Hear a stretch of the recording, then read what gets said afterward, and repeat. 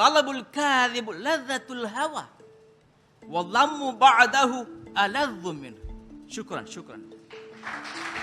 அரபு நாடுகளுக்கு தமிழ் மொழி மற்றும் தமிழ் அறிஞர்களின் தொன்மையை பிரபலப்படுத்தி வருகிறார் மெட்ராஸ் பல்கலைக்கழகத்தின் அரபு துறையின் தலைவர் பேராசிரியர் ஜாகிர் ஹுசைன். பொதுவாகவே மொழியாக்கம் என்பது வெறும் வார்த்தைகளை மொழிபெயர்ப்பதல்ல.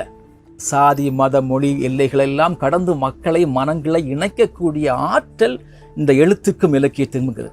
அந்த வேலையைத்தான் நான் பண்ணிகிட்டு இருக்கேன். நான் கிட்டத்தட்ட 7 நாடுகளில் இதுவரையில் திருக்குறளை அரபு நாடுகளை நான் அரங்கேற்றம் செஞ்சுருக்கிறேன். மிகப்பெரிய வரவேற்பு கிடைத்திருக்கு. இன்னைக்கு அரேபிய அரசு அதிகாரிகளுடைய இந்த மேசைகளில், அலுவலகங்களில், நூலகங்களில் இன்னைக்கு திருக்குறள் அரபு இருக்குது.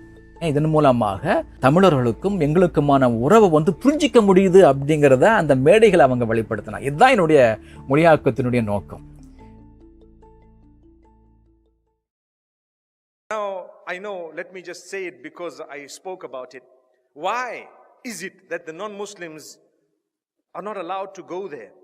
Well, according to some of the schools of thought, they are allowed to go. According to other schools of thought, if there is a necessity, they are allowed to go. And according to some of the schools of thought, they're not allowed to go.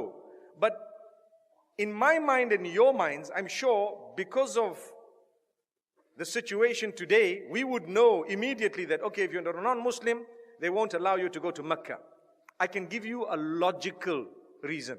Logic.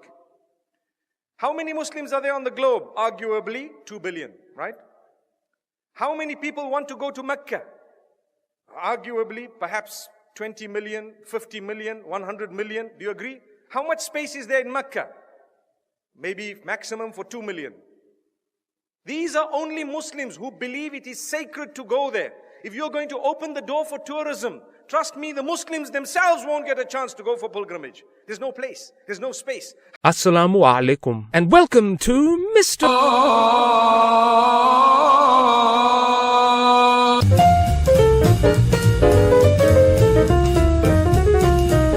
This is Asia, and here's Saudi Arabia. Now let's go, shall we? It is 95% desert and is the largest nation on the Arabian Peninsula. But who would have foreseen that so much to shake the world would issue forth from this scorched and sand-lathered land? The Arabs are traditionally believed to be descendants of Abraham and his son Ishmael, whose progeny came to dwell in several pockets of the Middle East, including what would one day be known as Arabia. Here they lived as Bedouins, nomadic pastoralists, who, over time, split into different tribes and earned money through trade and caravan transportation. Some of these tribes formed prominent confederations or kingdoms, such as the Thamud, which arose in the 8th century BC. And from the most ancient attestations, the Arabs were known as a fighting people. Here we see Arab warriors mounted on camels depicted in Assyrian art. However, compared with the rest of the Middle East, Arabia slipped through the centuries with very little commotion, as mighty empires grew and toppled around it. Then, in the year 610, a man called Muhammad changed the world. Born in the western Arabian commercial town of Makkah, the story goes that whilst praying in a cave on this mountain, he was visited by an angel who imparted divine revelations, which would ultimately become the Quran. Thus, the religion of Islam, meaning submission, entered the stage of history. Muhammad gained followers, but also resistance from the pagans of Mecca. Muhammad's response to this pushback was to become a military commander, and he amassed an army and conquered Mecca. The Muslims smashed the idols there, for Islam believes there is only one God, Allah. After further battles, Muhammad conquered Arabia and established Islam as its dominant religion before dying in the year 632. Over the next 120 years, Muslim armies conquered more and more land, furthering the reach of Islam, which is today the second largest of all the religions on earth, followed by about a quarter of the world's population. Now, while Arabia remained revered in the hearts of Muslims as the birthplace of the Prophet and the site of Mecca, the city which Muslims make pilgrimages to and towards which they pray, the main centers of Islamic civilization were located outside of Arabia, in places like Baghdad and Damascus. Consequently, Arabia returned, for the most part, back to its tribalism of old. But there were bursts of action, some of them horrifying. For instance, in the year 930, Mecca was attacked and pillaged by a Persian warlord whose forces slaughtered pilgrims and stole the sacred black stone, which they broke into several pieces. Some Arabian states gained considerable size and power, but Ottoman Turkish rule in Arabia began in 1517, after the Turks beat the Mamluk Sultanate of Egypt. But the Ottoman foothold was challenged in 1727 by a certain emir of the royal house of Saud. The state he founded lasted till 1818, when the Turks dismantled it in this war. The Saud monarch, who believed music to be sinful, was forced to listen to music before being beheaded in Constantinople. I don't think the Turks liked him. In fact, relations between Turkey and Arabia have not been great ever since. Anyway, the Saud family were determined to regain dominance in Arabia. Their chance arrived in the early 20th century. The Ottoman Empire was by this time much weaker than it once was, but still a potent threat to the Arabians, whose land was still very backward and poor. Ibn Saud began conquering with the aim of uniting the rival Arabian tribes under the Saudis. During World War I, the Arab world gained the British and French as allies in their revolt against the Ottoman Empire, which succeeded in ending Turkish rule. Saud continued his conquest of Arabia, crushed rebellion, and at last formed the country that would become known as the Kingdom of Saudi Arabia in 1932, an absolute monarchy informed by the ideology known as Wahhabism, a strict conservative version of Islam. The issue of the newborn nation's economic problems was soon resolved when the American Standard Oil Company of California discovered oil there. Lots of oil. This meant money. Lots of money. Ibn Saud died in 1953 and was succeeded by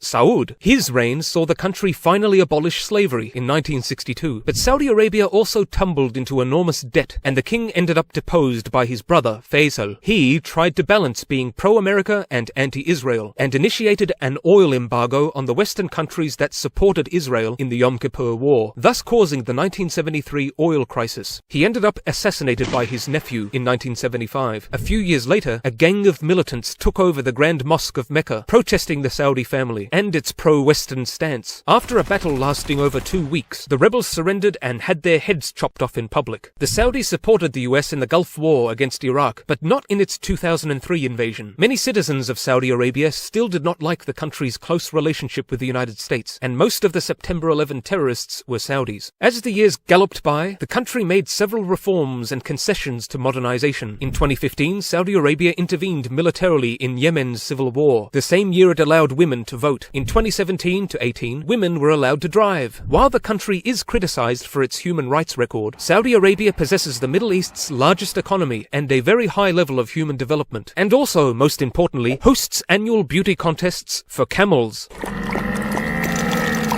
Anyway, the question remains, what awaits Saudi Arabia in the years to come? Comment below, but for now, bye-bye!